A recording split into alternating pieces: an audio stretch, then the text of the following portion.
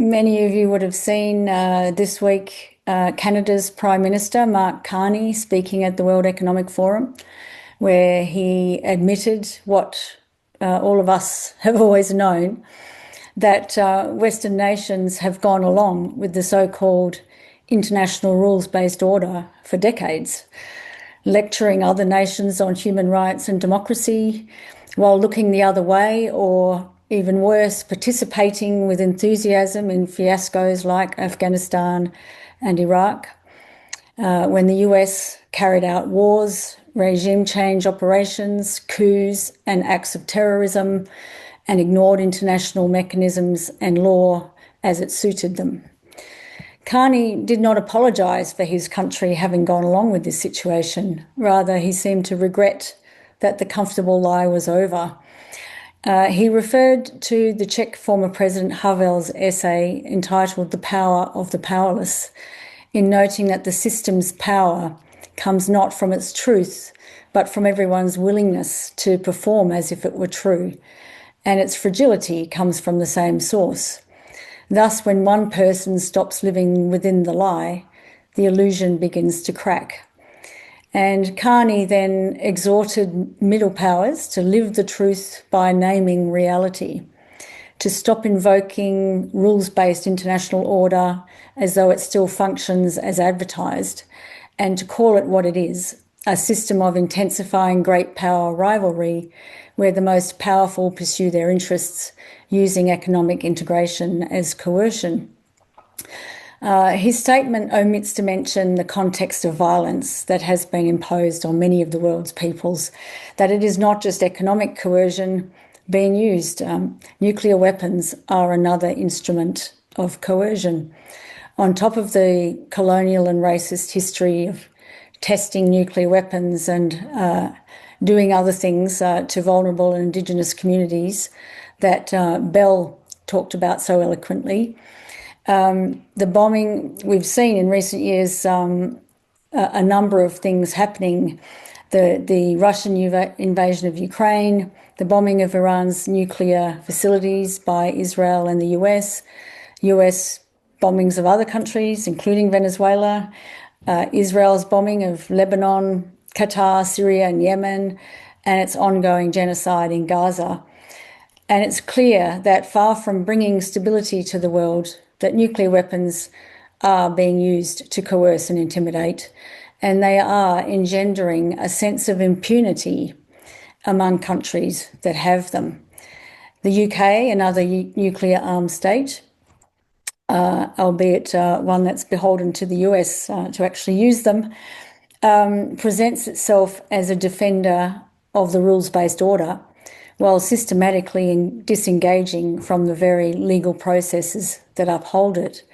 For example, its weapons exports to Saudi Arabia and Israel in disregard of obligations under the Arms Trade Treaty, its failure to disarm under the Non-Proliferation Treaty, and its voting patterns at the United Nations, where the UK has opposed resolutions on nuclear disarmament and voted alongside Russia and North Korea to resist mandates for scientific research into humanitarian and environmental impacts of nuclear war and to address the legacy of nuclear testing.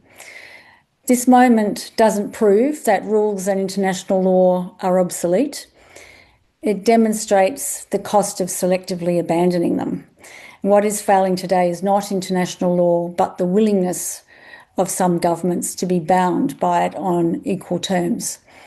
And although Canada's Prime Minister is now calling out the lie of the so-called international rules-based order, his country is still going along with the dangerous lie of nuclear deterrence.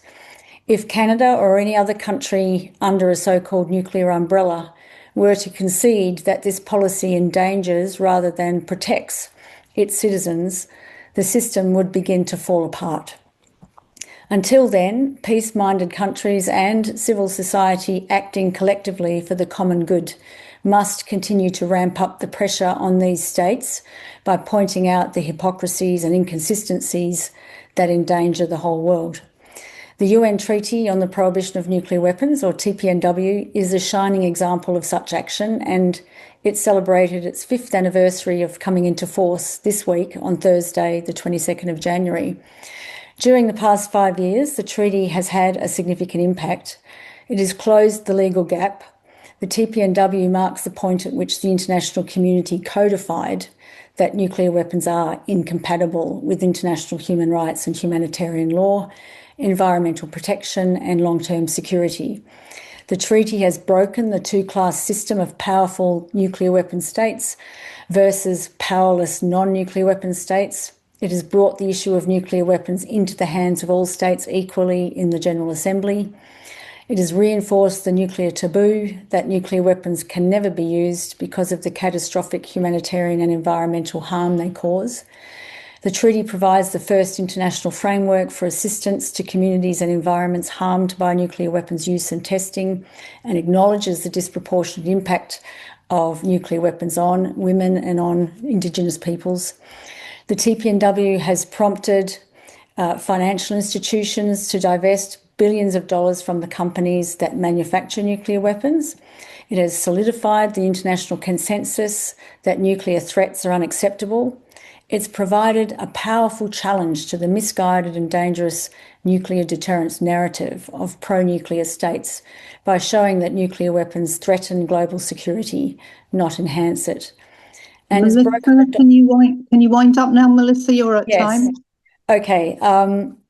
And the treaty provides a focus for civil society to mobilise around and support governments that want to abolish nuclear weapons.